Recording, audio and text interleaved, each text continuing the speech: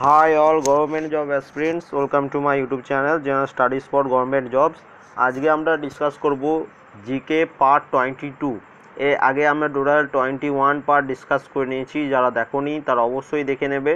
Recently যেসব exam আছে যেমন রেলের group D, lady constable, West Bengal sub inspector এবং আদার্স যেসব এক্সাম আছে সব এক্সামই কিন্তু এই কোশ্চেনগুলো খুবই ইম্পর্টেন্ট।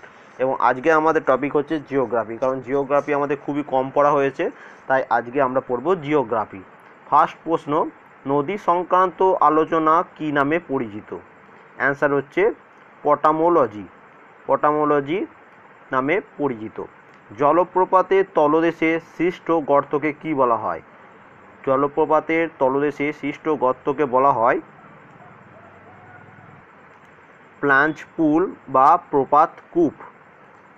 নিউমুর দ্বীপটি বাংলাদেশে কি নামে পরিচিত? নিউমুর দ্বীপটি বাংলাদেশে তালপট্টি নামে পরিচিত। মহাদেশীয় হিমবাহের মধ্যে অবস্থিত বরফযুক্ত পর্বতশৃঙ্গ কি নামে পরিচিত বা কি বলা হয় তাকে? নুনাটাক্স বলা হয়।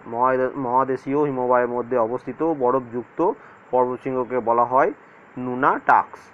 পৃথিবীর দীর্ঘতম মহাদেশীয় হিমবাহ কোনটি? এটির অ্যান্সার হচ্ছে আন্টার্কটিকা ল্যাম্বার্ট। পৃথিবীর বৃহত্তম পাদদেশীয় হিমবাহ কোনটি? এটির অ্যান্সার হচ্ছে আলাস্কার ম্যালাস্পিনা। পৃথিবীর বৃহত্তম উপত্যকা হিমবাহ কোনটি? এটির অ্যান্সার হচ্ছে আলাস্কার হুবার্ট। তাহলে দেখো এইখানে কি কোশ্চেন, তিন ধরনের কোশ্চেন। দীর্ঘতম মহাদেশীয় বলেছে, সেটা হচ্ছে আন্টার্কটিকা ল্যাম্বার্ট। বৃহত্তম পাদদেশীয়, এটি বলা হচ্ছে আলাস্কার ম্যালাস্পিনা। এবং পৃথিবীর বৃহত্তম উপত্যকা হিমবাহ, এটি হচ্ছে আলাস্কার হুবার্ট। তাহলে তিন ধরনের প্রশ্ন, তিনটেই মুখস্থ করবে। হিমবাহের সঞ্চয় কার্যের ফলে সৃষ্ট ত্রিকোণাকার দ্বীপের মতো ভূমিরূপকে কি বলা হয়? এটিকে বলা হয় কেম। ভারতের নীলকণ্ঠ শৃঙ্গ কোন ধরনের ভূমিরূপের উদাহরণ? এটি হচ্ছে পিরামিড চূড়ার উদাহরণ। ঝুলন্ত উপত্যকা নদী প্রবাহিত হলে কি সৃষ্টি হয়? খুব ইম্পর্টেন্ট প্রশ্ন। ঝুলন্ত উপত্যকায় নদী প্রবাহিত হলে সৃষ্টি হয় জলপ্রপাত। নদী দ্বারা বিচ্ছিন্ন হিমবাহের বহির্ভূত সমভূমিকে কি বলা হয়? এটিকে বলা হয় ভ্যালি ট্রেন। গ্রাফ রেখা যখন একটি উপর আরেকটি সঞ্চিত হয় তখন তাকে কি বলা হয়? তখন তাকে বলা হয় রোজেন গ্রাফ রেখা। এবং একটা কথা বলে রাখি, এটা হচ্ছে মাধ্যমিক 2018-র একটি পেপার থেকে নেওয়া, গাইডেন্স 9-10 বলে একটি পত্রিকা থেকে নেওয়া, যেটা মাধ্যমিকের জন্য বেরোয় সেখান থেকে, তাই কোশ্চেনগুলো কিন্তু একটু স্ট্যান্ডার্ড হচ্ছে, তাও পড়ে রাখো। পরের প্রশ্ন, মরু অঞ্চলে বায়ুর ক্ষয়কার্যের ফলে ব্যাঙের ছাতার মতো সৃষ্ট ভূমিরূপের নাম কি? এটির অ্যান্সার হচ্ছে আমরা সবাই জানি গোড় বলা হয়। খুব ইম্পর্টেন্ট প্রশ্ন এই কোশ্চেনটা। মরুভূমির মাঝে অবস্থিত অনুচ্ছ টিলা বা অবশিষ্ট পাহাড়গুলিকে কি বলা হয়? এটিকে বলা হয় ইনসেল বার্জ। এই কোশ্চেনটাও খুব ইম্পর্টেন্ট। এই কোশ্চেনটা অনেকবার এক্সামে এসছে। এই দুটি কোশ্চেন 21 এবং 22, এই দুটি কোশ্চেন অনেকবার এক্সামে এসছে জিওগ্রাফি থেকে। প্লায়া হ্রদগুলি আফ্রিকায় কি নামে পরিচিত? প্লায়া হ্রদগুলি আফ্রিকায় শর্টস নামে পরিচিত। মরুস্থলী শব্দের অর্থ কী? মৃতের দেশ। এই কোশ্চেনটাও অনেকবার এসছে। মরুস্থলী শব্দের অর্থ হচ্ছে মৃতের দেশ। সাহারা শব্দের অর্থ কী? সাহারা শব্দের অর্থ হচ্ছে বিজন প্রদেশ। মরু অঞ্চলে শুষ্ক নদীখাতকে কি বলে? এই কোশ্চেনটাও রিসেন্টলি এক্সামে এসছে। মরু অঞ্চলে শুষ্ক নদীখাতকে বলা হয় ওয়াদি। পরের প্রশ্ন দেখো, মরু অঞ্চলের লবণাক্ত হ্রদগুলিকে কি বলা হয়? মরু অঞ্চলের লবণাক্ত হ্রদগুলিকে বলা হয় প্লায়া। থর মরুভূমি চলমান বালিয়াড়িগুলোকে কি বলা হয়? থর মরুভূমি চলমান বালিয়াড়িগুলোকে বলা হয় ধ্রিয়ান। এবার দেখো পরের প্রশ্ন, পৃথিবীর বৃহত্তম অপসারণ সৃষ্ট গর্ত কোনটি? অ্যান্সার হচ্ছে কাতার। ইনসেল বার্জের নামকরণ কে করেন? ইনসেল বার্জের নামকরণ করেন এলসি কিং। বায়ুমণ্ডলের সবচেয়ে হালকা গ্যাসের নাম কি? আমরা সবাই জানি এটি হচ্ছে হাইড্রোজেন, বায়ুমণ্ডলের সবচেয়ে হালকা গ্যাস। এবং এই কোশ্চেনটা প্রায় 90% এক্সামে এই কোশ্চেনটা রিপিট হয়। বায়ুমণ্ডলের সর্বনিম্ন স্তরটির নাম কি? ট্রাপোস্ফিয়ার। এই কোশ্চেনটিও 90% এক্সামে রিপিট হয়। বায়ুমণ্ডলের ঊর্ধ্বতম স্তরটির নাম কি? দেখো, বায়ুমণ্ডলের সর্বনিম্ন স্তর হচ্ছে ট্রাপোস্ফিয়ার এবং ঊর্ধ্বতম স্তরটির নাম হচ্ছে ম্যাগনেটোস্ফিয়ার। কোন বায়ুকে ক্রান্তীয় পূবালী বায়ু বলে? অ্যান্সার হচ্ছে আয়ান বায়ুকে। আয়ান বায়ুকে বলা হয় ক্রান্তীয় পূবালী বায়ু, এবং এই কোশ্চেনটাও রিসেন্টলি এক্সামে এসছে জিওগ্রাফি থেকে। সম্পৃক্ত বায়ুর আপেক্ষিক আর্দ্রতা কত শতাংশ? খুব ইম্পর্টেন্ট প্রশ্ন, এটি হচ্ছে 100%, 100%। পর্বতের কোন ঢালে শৈলোৎক্ষেপে বৃষ্টি হয়? খুব ইম্পর্টেন্ট প্রশ্ন, প্রতিবার ঢাল। দেখো, এই পেপারটার প্রত্যেকটা কোশ্চেন কিন্তু খুব ইম্পর্টেন্ট এবং রিসেন্টলি এক্সামও এসছে, এবং এটি মাধ্যমিকে 9 গাইডেন্স 9-10 বই থেকে নেওয়া, বই বলছি পত্রিকা থেকে নেওয়া, যেটা 2018 সালের এক্সামের জন্য বেরিয়েছিল মাধ্যমিকে। তাহলে আরেকবার বলে দিচ্ছি, পর্বতের কোন ঢালে শৈলোৎক্ষেপ বৃষ্টি হয়? এটি হয় প্রতিবার ঢালে। বৃষ্টি মাপা হয় কোন যন্ত্রের সাহায্যে? আমরা সবাই জানি, খুব ইম্পর্টেন্ট প্রশ্ন, রেন গেজ। বৃষ্টি মাপা হয় রেন গেজ যন্ত্রের মাধ্যমে। পরের প্রশ্ন দেখো, পৃথিবীর বৃহত্তম মগ্নচূড়া কোনটি? পৃথিবীর বৃহত্তম মগ্নচূড়া হচ্ছে গ্র্যান্ড ব্যাংক। শীতল ল্যাব্রাডার স্রোতের রং কেমন হয়?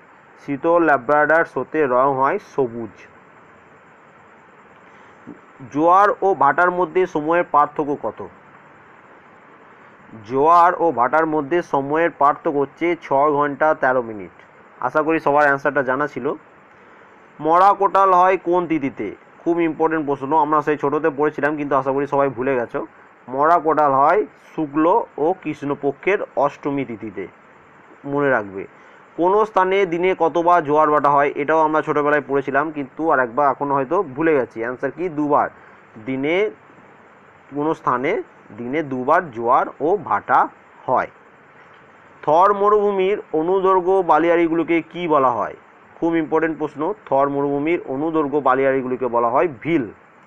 ভারতের উচ্চতম বাঁধ কোনটি? ভারতের উচ্চতম বাঁধ হচ্ছে শতদ্রু নদীর ভাকরা নাঙ্গাল।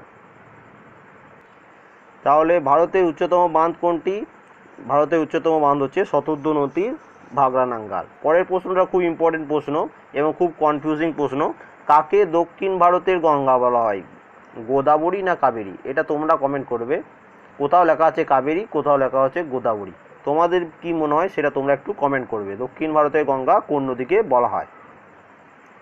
বেশিরভাগ জায়গায় কাবেরীটাই দেওয়া আছে, ঠিক আছে। লোকটাক হ্রদ ভারতের কোন রাজ্যে অবস্থিত? লোকটাক হ্রদ ভারতের মণিপুরে অবস্থিত। খুব ইম্পর্টেন্ট প্রশ্ন এটা। বৃষ্টির জল সংরক্ষণে ভারতের কোন রাজ্য প্রথম? খুব ইম্পর্টেন্ট কোশ্চেন এবং এক্সামে এসেছিল, তামিলনাড়ু।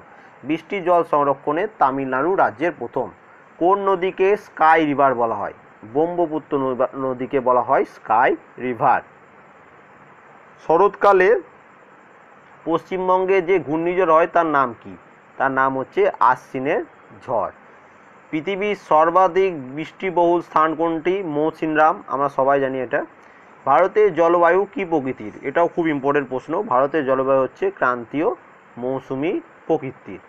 এবার দেখো নেক্সট পেজ।